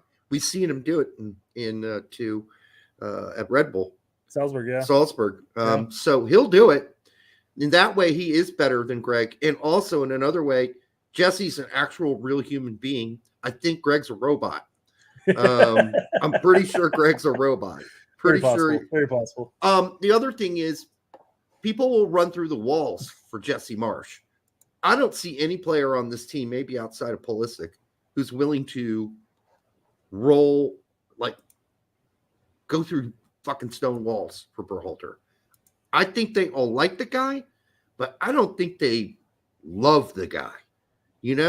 It's like that 2002 team. Everybody respected Bruce Arena, but they also loved Bruce Arena because he was a player's manager. Like, he didn't bullshit you. He just gave everything came straight. Everything came out of Bruce's mouth was straight. And I know we're all going to remember him from Kuva. And that's really unfortunate that happened because that's not the Bruce Arena I knew growing up as a younger person. So Dirk S says, I'll take BJ. And that's a even more of a viable option if, say, Berhalter gets shit canned. Would you be happy going into the World Cup 2026 with BJ as manager? If I had to pick between him and Gregg, that answer is easy. Yes. Yeah, I mean, given that you're going to look at maybe having like a year and a half, I guess it'd be about almost 2 years, I guess, to get the team in the shape that you want them to be as a new coach. I mean, do you think USSF would have the funds / balls to go out and hire somebody bigger and better? Or do you think they'd rely on somebody in-house? I think the only thing that would irritate me about BJ is, like Gregg during the interviews, he's a little bit of a bullshitter too. So sorry, this is the preface. This is the beginning question here. What if Chandler did a Dest, and then Jackie D goes, Dest doesn't want to fly? Good point, Jackie D. No, I think he means stop taking call-ups, and I don't think that Dest would ever do that. Yeah. Here's Lane Kiffin for $5. Keep in mind that Dest has been playing in our youth setup for a long time. Mm-hmm. Many of the people he plays alongside, the younger players like him, these are his childhood friends. Now, obviously nobody's ever put his ass in place because never put baby in a corner. Because you don't really treat your friends that way, right? You don't shit on your friends and disrespect your friends and disrespect your team. So I think he got the point. All right. Yeah. So Lane Kiffin for $5. Thank you, Lane. More double standards from GGG. John Brooks didn't get the benefit of the doubt. You could argue what Dest did was worse. I agree. As far as I understand it, the worst thing Brooks did was when he was yanked at halftime of the Honduras game, he took off his boot and chucked it against the fucking locker. Did he throw a chair? No. I don't think he threw his chair. There were rumors of that. I have no confirmation for the chair. He threw something, but I don't think it was as big as a chair. But, I mean, I guess the difference here is that Dest only affected the team, whereas Brooks affected Gregg. Right. He undermined Gregg's decision at halftime and was absolutely irate about it and pissed and basically sulked on the sideline for the rest of the half. And, of course, we had our good friend on, Meg, who also intimated in our interview with her, this is back after happened. We need to get Meg back on. I know. Meg told us, something was not right between those two because you could tell they were locking horns. There was conflict between them even before that happened in Honduras. It was obvious that Brooks was trying to establish himself as the veteran leader of the team, and there were players who weren't comfortable with it, and there was Gregg who was not comfortable with it. So there you go. Yeah. So I mean, I agree. What Dest did here was significantly worse when it comes to the team than what Brooks did.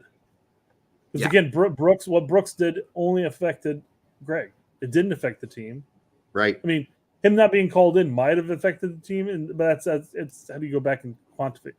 How do you figure that out? Quantify it. I will say this: we have had coaches before in the past, like Bruce and even Bob Bradley, who they liked when players who didn't get the start or were yanked off at halftime were upset about it because it showed they cared, showed they gave a shit. And so it didn't bother them, but Gregg does not like that. Just if you want to go look at when Hoppy was pulled off. Now, what Hoppy said was probably not something you should say, which is, I'm the best player out here. Why are you taking me off? And I think Gregg told him to sit the fuck down. Sit the fuck down. So it's not something you want to mess with Gregg. Gregg doesn't. I guess he doesn't like any sort of pushback at all. It's another thing that's not good about him. And don't tell me just Jake. So Jake says, oh my God, Gregg actually mentioned Brooks. Well, he's not the first one to mention Brooks. BJ had to mention Brooks too in an interview. So it's not like they haven't had to say his name, but it doesn't mean dick. He ain't coming back. He's not coming back. Unless all the players on a plane crash, the center back plane crashes into the ground, and now we're down to Brooks and whoever else we can scrap up. But even then, he'd call up McKenzie and EPB before he call up Brooks. Yeah, probably would. Yep. And Trusty. Probably called Trusty before Brooks. Trusty, yeah. Yeah. And Brooks would be fourth string. So what I got in front of us, this is a tweet from Edgar. He had posted the results under Berhalter away in CONCACAF. Now, what he's missing here is a 4-0 win against Cuba. So, okay, that's not a whole lot of W's. No, it would be 2 if you count the Cuba one. Right. So, I mean, it's 1, 2, 3, 4 draws, 2 wins, and the rest all losses. So we have to listen to fucking Berhalter constantly whine, bitch, and moan about how hard it is to go and play away in CONCACAF. It's so hard. It's so difficult. Then to the point where all the players now believe that shit too. Instead of going up to the players and saying, listen, I know it's been hard for all the teams in the past, but fuck that. We're changing that. We're going to go and win. We're going to dominate. We're going to go kick some ass. You don't have to say it to the media. Just to the players, and said that's all bullshit, and we're going to show everybody else it's bullshit, and we're going to go out and we're going to win these games. We're going to win them, and that's not what happened. And again, the players reflect the coach. They listen to the coach. The coach's all whining, bitching, moaning about away games. So they that gives them an excuse if they don't perform, because it's hard in CONCACAF. All right, yeah, it's hard, but the talent gap between you and Cuba, or in other cases here, you and Panama, you and Costa Rica, you and El Salvador, that's a vast talent gap that we are winning. And so that should overcome any CONCACAFing going on here. I'm sorry. There was a time when we had teams that we knew, home or away, we're going to have a battle on their hands versus Costa Rica, or a battle on their hands versus Honduras or Mexico. Well, a lot of that's done. The talent gap is obvious at this point. I mean, we made it so obvious, we made Mexico look foolish. Yeah. BJ made Mexico and the players made Mexico look like a second-rate team. Second-rate CONCACAF team, yeah. Right. Carl Tanner says Canada's able to do it somehow. Yeah. They On can't top of win that, at home. it wasn't hard for Jamaica. Right. And Jamaica just did it. And the odd thing is both away teams won in that series. Panama did it to Costa Rica, wasn't it? No. Canada beat Jamaica in Jamaica, then Jamaica beat Canada in Canada just now. No, I'm talking about the for Nations League just now. Who did Panama beat? Panama beat somebody with 3-0. Was it Costa Rica or Honduras? It's Costa Rica, wasn't it? Yeah, they killed Costa Rica in Costa Rica. Yeah. So yeah, I don't want to hear this. They beat Costa Rica at home too, 3-1. So I mean they won 6-1 on the aggregate. Yeah, I don't want to hear any more of this whining and moaning from Gregg about CONCACAF. I'm sick of the excuses. If you're the boss, you're the leader, and you're already making up the excuses, then what do you think the players are going to do? Yeah. Follow your lead, leader. All right. You could go into this Trinidad and Tobago match and say, this is going to be tough for us to break down their defense. I feel like they're going to block. Although this match was different because they needed to go on the attack to win. Are you talking to the media or to them internally? Hopefully to the media at that point. I'm not even talking internally going in there like we should fucking crib stomp these fuckers. Let's go. Yes. You would hope that's what he's saying. We're going to go fuck those motherfuckers up. Let's go do it. Yeah. And I don't think that Gregg's inspiring. He's not an inspiring coach. One of the things, again, I hate having to bring up Bruce or even Bob. Bob was much more cerebral, but Bob could give you he could give you the business if he needed to. He wasn't going to fuck around. And the thing about Bob was he's authentic. He's as fucking authentic as you get. Bruce, same thing. They're authentic people. And they can be emotional. Bruce is a great fucking locker room speaker guy. Great. Pumps motherfuckers up. Gets them ready for the match.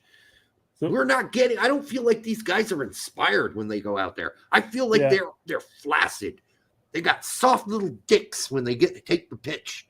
And we need motherfuckers with some hard-ons going out there, ready to kick some fucking ass. Get in that box and score. But that's not what we're getting. I think that, listen, not every coach is a cheerleader. I get it. But they don't have to be robotic either, right? And so Gregg's both. He's robotic and not a cheerleader, unless you're into zoo stories.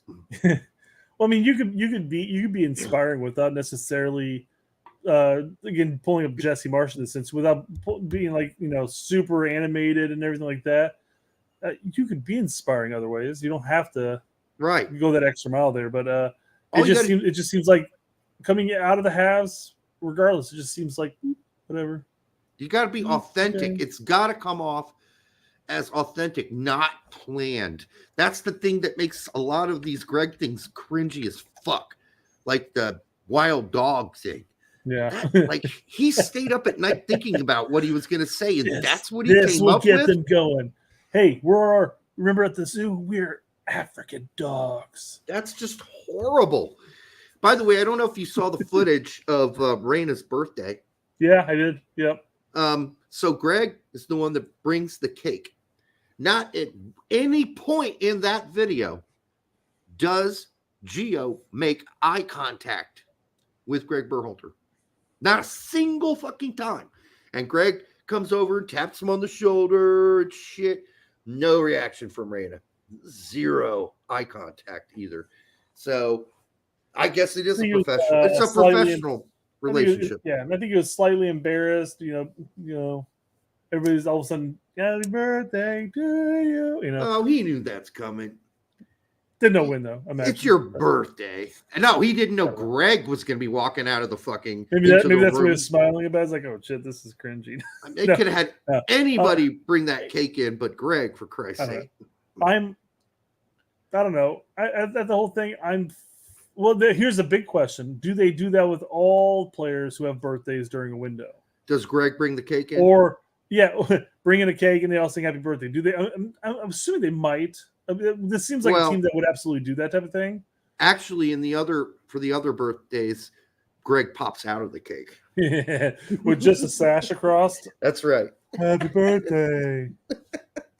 Happy birthday, Peppy. So, Derek, I've got 17-second clip highlight reel of that match against Trinidad and Tobago to show how Berhalter ends up going into qualifying for Copa and Nations League final. And he's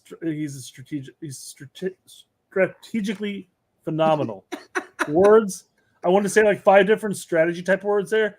I couldn't even get it all out. It's all one word. You know, strategery. Another George Bush. I was having a Bushism there where I was like, thinking like, oh, I'm going to say strategery, and I'm like, oh shit, that's not a fucking word. That's the second one we've done tonight. I did misremembering earlier. All right, so here's the highlight reel, by the way. Okay. All right, that's that.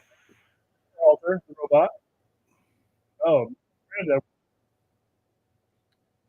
you're fucked. You're fucked, Gregg. I win. Gregg needs some help on that. The robot won. Gregg wins. He is the robot. Yeah. So, yeah.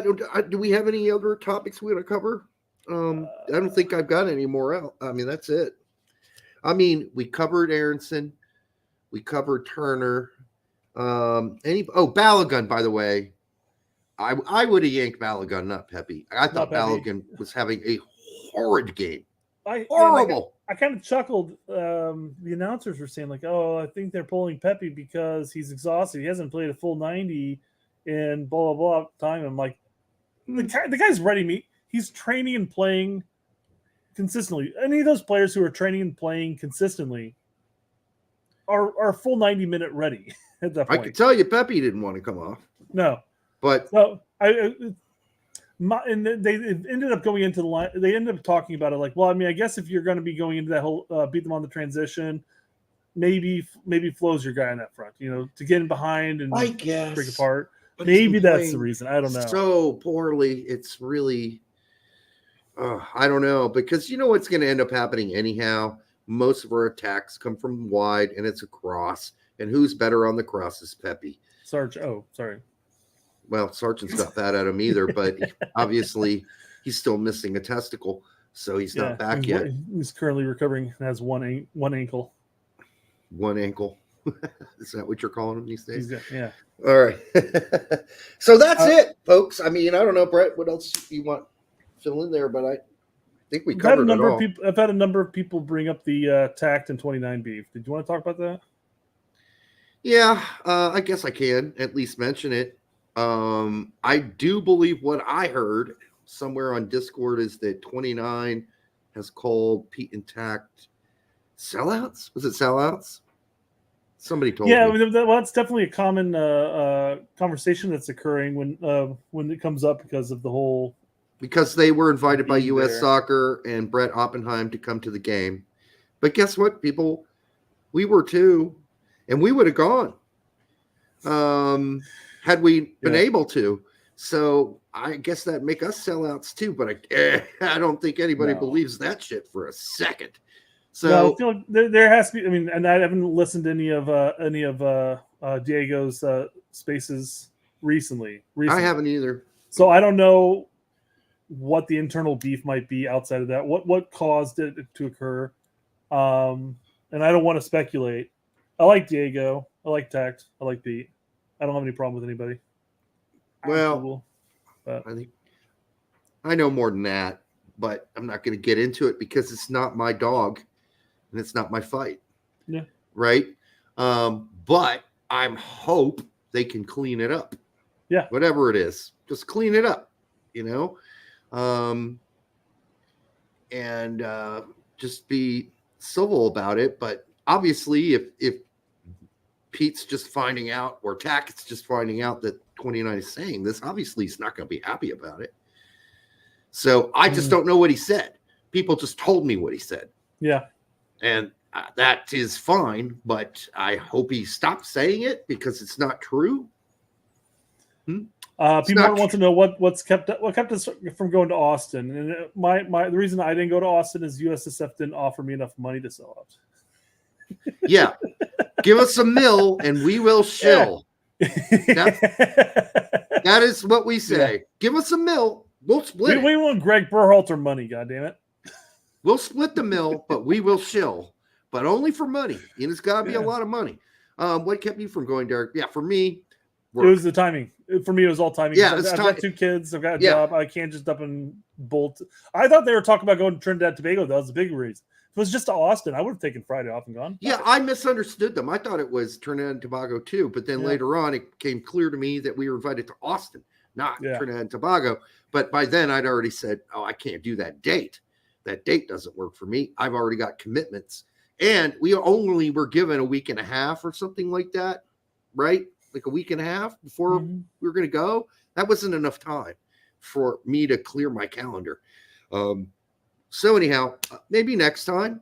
I doubt there's going to be a next time, but, we'll see. At least not on the USSF time, at least. Right.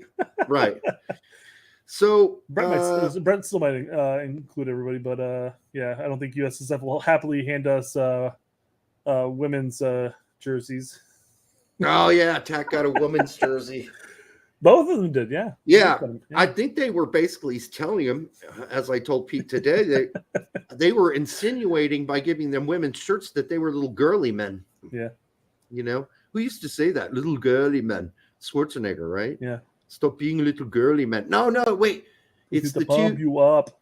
It's the two guys on Saturday Night Live. Yeah. We're here to pump you up. Which is basically them making fun of Arnold Schwarzenegger. Yeah. That's what it was. All right. That's it for now. We will be not back on Thursday because Thursday is Turkey Day, but we will be back the following Monday to tell you all about our great Thanksgiving dinners and hopefully cover some soccer. We'll see what happens. But until then, have a great Thanksgiving holiday. Thank you for being here. Subscribe, like, share with your grandma. And do know this is a stepsister free show. It's always cool to bring your stepsister to watch the show when we're here. And we approve because she's not your real sister. And that's what really matters. Until next time on the Straight Red Card, from Brett and Derek, happy holidays.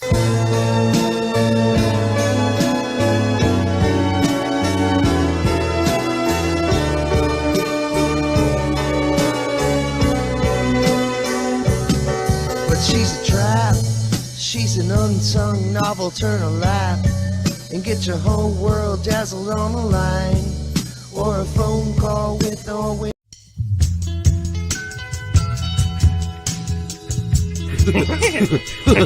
That hurt. I'm tuned in like crazy, and I'm pretending like I know what they're doing, and I'm, the articulate and intelligent. Gregg's a bitch.